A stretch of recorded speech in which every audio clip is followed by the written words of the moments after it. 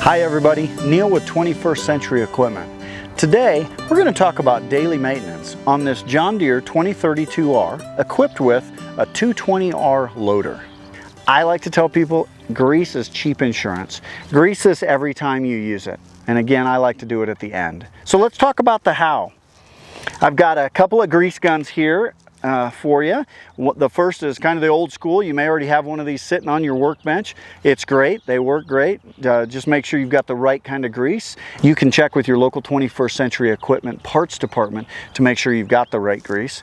And the other option, and it's coming more and more common, is an electric grease gun. And they've got a variety of these. This one happens to be a Milwaukee, but if you use Ryobi, DeWalt, you name it, odds are they've got a grease gun like this that you can use. I'm going to show you how to do that though here. So I'm going to just start with this one right up here on top.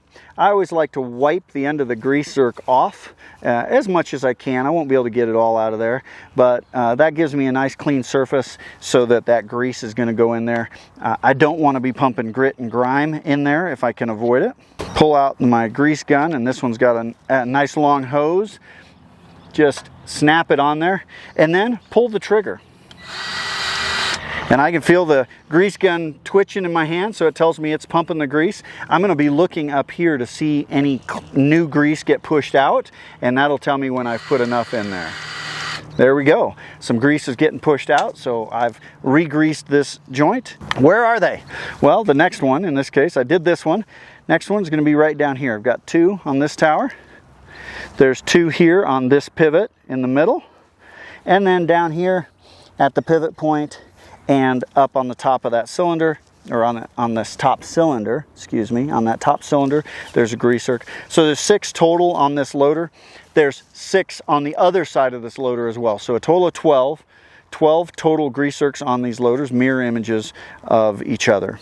Something you're going to want to look at with your daily maintenance on this side of the machine in these large frame 2Rs is going to be my fuel water separator, and that is just right in front of these brake pedals behind this cover. The good news is I can still see it easily, and I can just inspect quickly. Now this style has a drain valve on the bottom. As I look at it, if I were to see sediment or water sitting in the bottom of this separator, I'll just go ahead and turn the fuel to the off position, and then I open this valve and that'll drain that out, put it in a catch pan, and then dispose of it properly. I just want to make sure I'm always feeding clean, water-free fuel up to my engine. So that's one you want to look at every time you go to get on the machine, and then just turn it back on and start operating it like you normally do. As I mentioned on the other side, mirror image, 6 more grease zerks on this side. I've got my engine dipstick right here. Again, just something easy to pull out. Go ahead and pull that out, wipe it off, put it in, measure, see where the line is, and then as long as it's got oil, it's got the right amount of oil in it, put it back in. And then not so much daily maintenance, but worth pointing out, mentioned the fuel water separator on the other side.